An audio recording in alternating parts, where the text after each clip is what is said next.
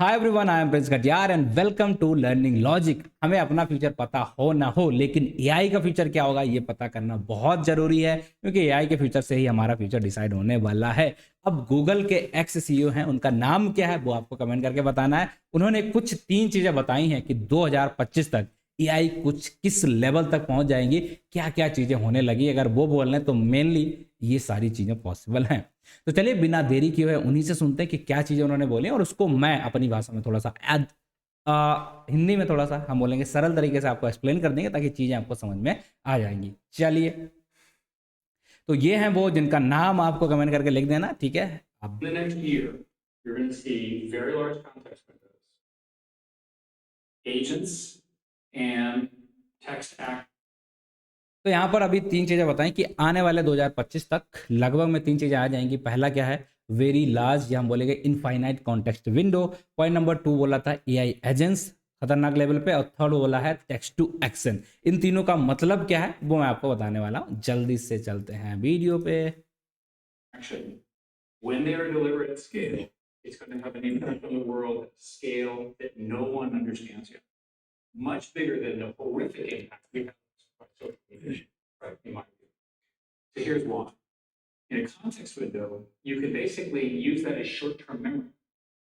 And I was shocked that context windows get this long. The technical reasons have to do with the fact that it's hard to serve, hard to calculate, and so forth.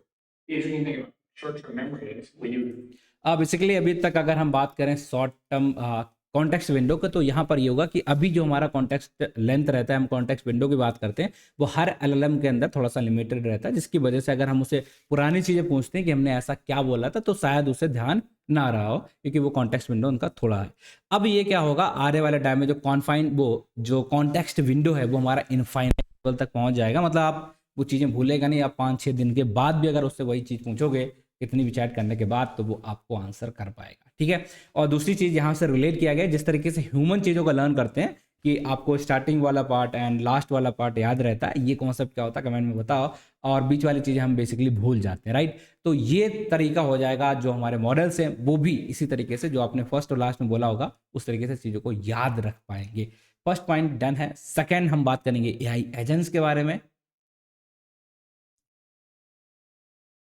20 books, you give it the text of the books is the principles of chemistry, and then they test it, and then they add that back into their understanding. Okay? That's extremely powerful.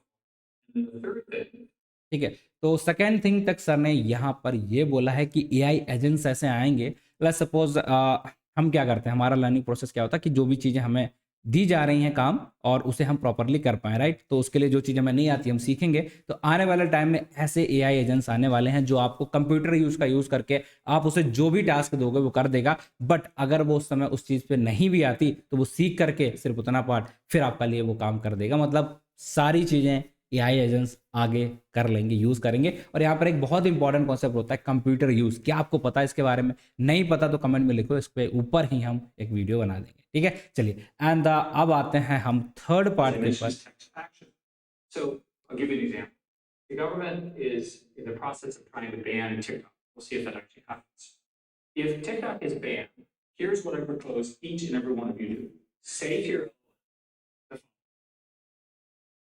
make me a copy of TikTok, steal all the users, steal all the music, put my preferences in it, produce this program in the next 30 seconds, release it, and in 1 hour, if it's not viral, do something different along the same line. That's the plan.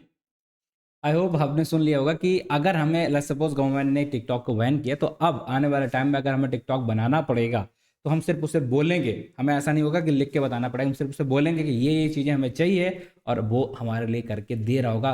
Self capable हम बना सकते हैं अपने जो भी applications होंगे, हमें नहीं करना पड़ेगा, वो सारे हमारे मॉडल्स कर देंगे। और ये चीज़ मुझे नहीं लगता बहुत दूर है, क्योंकि ये सारी चीज़ें मॉडल्स ऐसे आने लग गए हैं। इस कॉन्सेप्ट को हमने एक बार देखा भी था ओमनी पार्सर के थ्रू, माइक्रोसॉफ्ट का जो है, जिसमें अपने सिस्टम का एक एक चीज़ को वो पार्सिंग कर लेता है, जिसको स्क्रीनशॉट लेके वो यूज़ करेगा। एक कंसेप्ट आ चुका है कंप्यूटर यूज़ के बारे में, वो भी हमने देखा, जिसका पर्पस यही होता है कि एआई एजेंट आपके सिस्टम का फुल कंट्रोल लेके आप जो भी टास्क उसे दोगे, कहीं भी आपकी फाइल बनानी है, कुछ भी सेव करना, सब कुछ वो कर देता है।